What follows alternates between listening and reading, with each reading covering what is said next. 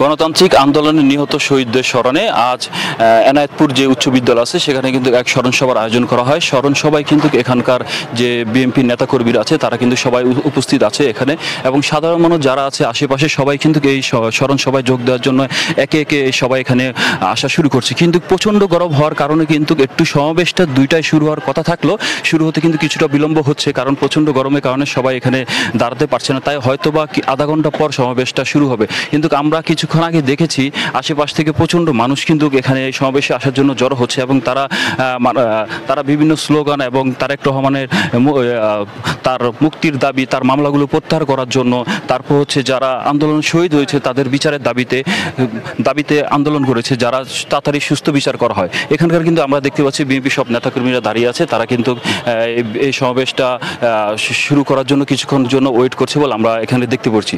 একটু কথা জানিয়ে দিতে চাই, সেটা হচ্ছে এই সমাবেশে কিন্তু ভার্চুয়ালি যুক্ত হবে দেশনায়ক বিএনপির ভারপ্রাপ্ত চেয়ারম্যান তারেক রহমান, এবং এখানে কিন্তু স্থায়ী কমিটির যে বিএনপির জাতীয় দলের সিনিয়র যুগ্ম মহাসচিব রুহুল কবির রিজভী, উনি কিন্তু এখানে উপস্থিত থাকবে, কিন্তু আমরা সেটা জানতে পেরেছি। এবং এছাড়া এখানকার বিএনপির যে অন্যান্য নেতাকর্মী আছে তারা এখানে উপস্থিত থাকবে এবং তারা এই সমাবেশে বক্তব্য দেবে এবং তারা কথা বলবে বলে আমরা এখানে জানতে পেরেছি।